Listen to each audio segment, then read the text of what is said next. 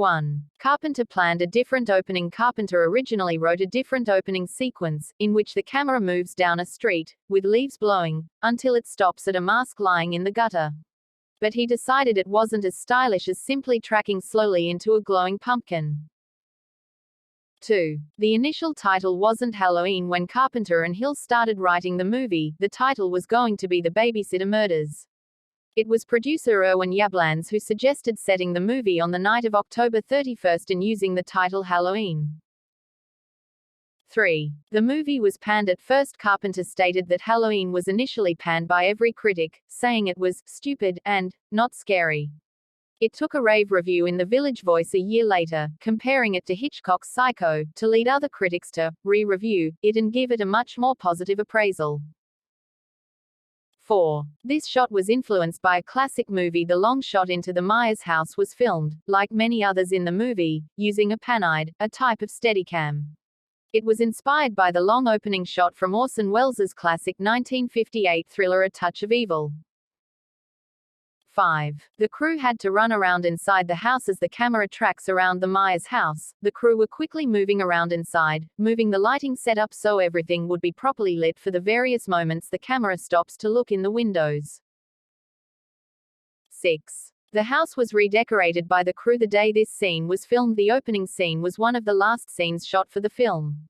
The way the house looked in real life was how it appears in the rest of the movie, abandoned and decrepit. To get the house ready for this opening flashback scene, the crew spent the day furnishing, carpeting, and wallpapering it, to make it look like a nice family home.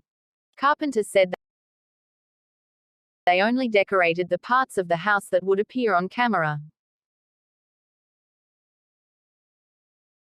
7. That's the producer's hand. Deborah Hill played Michael's hand, which we see come into frame to grab the knife and mask.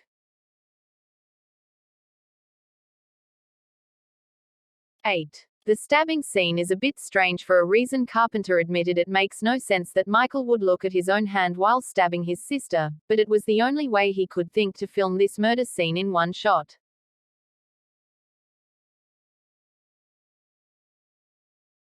9. The car wasn't really moving. The scene of Loomis and Nurse Chambers driving at night was shot in a stationary car in a darkened garage. Carpenter said the sound is a little dodgy because of the sound of the fake rain hitting the car hood in the tin studio.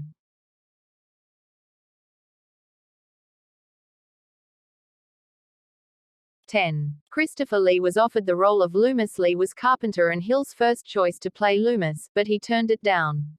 Hill said that years later Lee approached her at an industry event and told her that he was sorry he passed on the part because, as Hill said on the commentary, it created Dolan Pleasance a whole new career. 11. Michael had help breaking the window. If you look closely, you can see that there is a wrench hidden in Michael's hand, so he is able to smash the car window. 12. The film wasn't shot in Illinois. Although the movie is set in Illinois, it was shot in South Pasadena, California. Hannonfield was the name of Hill's hometown in New Jersey.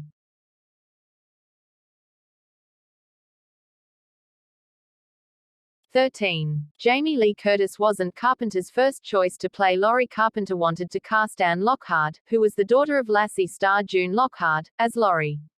However, when Hill discovered that Curtis was the daughter of Psycho star Janet Leigh, she realized it would be great publicity for the movie.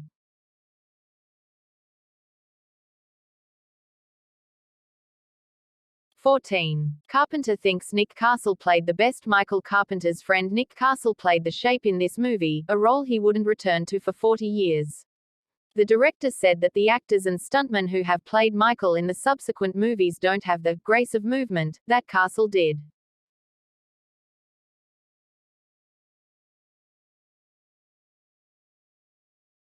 15. Donald Pleasence made some changes to his character in the original script. Loomis was calling his wife in this scene, rather than the Haddonfield police.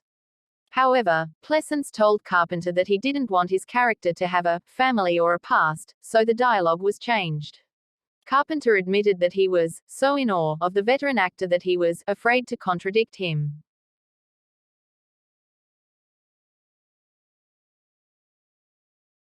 16. This pickup truck served two purposes. The red pickup truck that we see abandoned next to one of Michael's victims was also the craft services truck for the cast and crew throughout the shoot.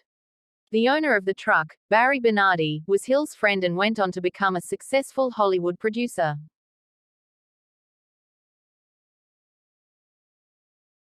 (17) The iconic score had some famous influences. Carpenter says the movie's iconic score was inspired by Goblin's soundtrack for Dario Argento's Suspiria and Mike Oldfield's Tubular Bells, which was used in The Exorcist.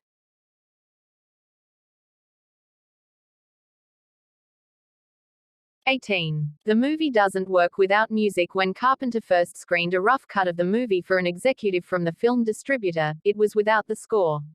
She told him it wasn't scary and didn't work, but later admitted that she was wrong and that the music made a huge difference.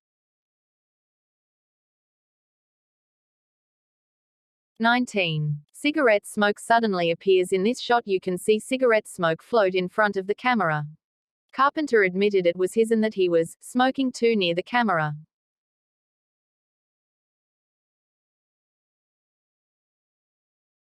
20. The sheriff name was a tribute to a famous screenwriter. Annie's dad, Sheriff Lee Brackett, was named after the famous screenwriter of the same name.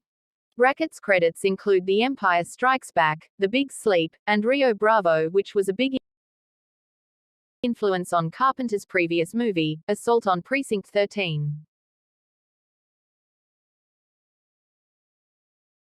21. There are suddenly puddles on the street. It rained the night before this scene of Laurie crossing the road was shot, so there are puddles visible on the road and pavement, even though they're dry in all the other daytime scenes.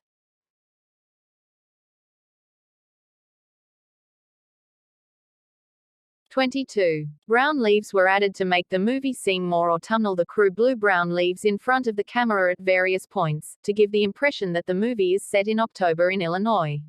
In reality, the movie was shot in California in May, as shown by the very full, green trees on every street.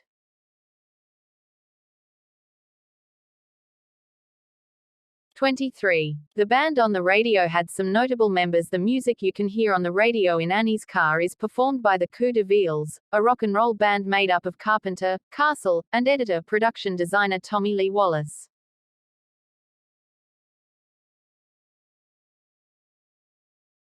24. This was one of the last scenes shot, and it wasn't directed by Carpenter. The twilight scene of Laurie and Annie driving was directed by Hill and shot on the final day of production, while Carpenter was filming the opening scene, because they needed an extra scene to show day turning into night.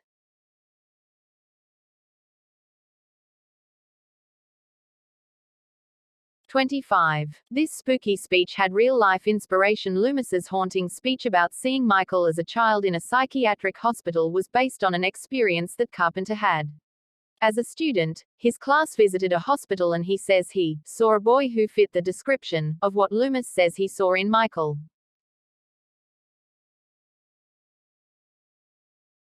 26. The pace is deliberately slow. Carpenter described the pace in the section before Annie's murder as deliberately slow and agonizing, to put the audience on edge as to when Michael makes his first kill in Haddonfield.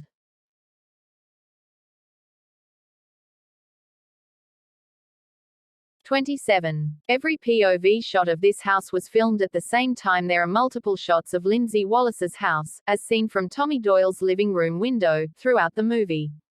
They were all filmed one after another, as Carpenter had planned what needed to happen in each one.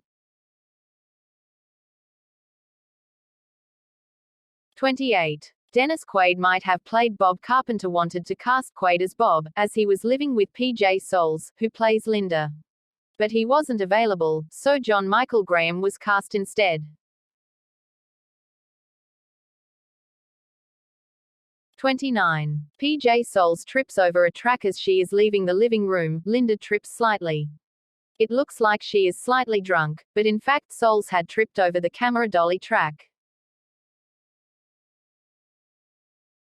30. Michael's head tilt was decided on set. It was Nick Castle's idea for Michael to tilt his head while looking up at Bob, pinned to the wall with his knife.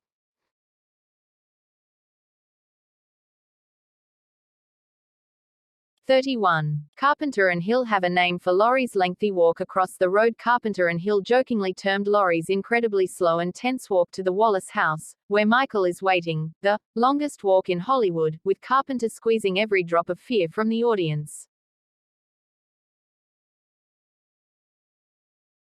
32. Curtis had unusual script annotations because the movie was shot out of sequence. Curtis had a numbered terror level next to each of her scenes to indicate how scared she needed to be.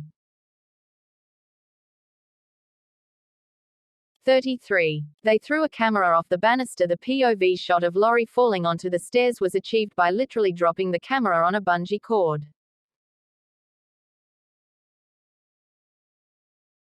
34. A sci-fi classic inspired the ending. Yul Brynner's killer android in the 1973 movie Westworld was Carpenter's inspiration for the unstoppable force that Michael becomes at the end of Halloween.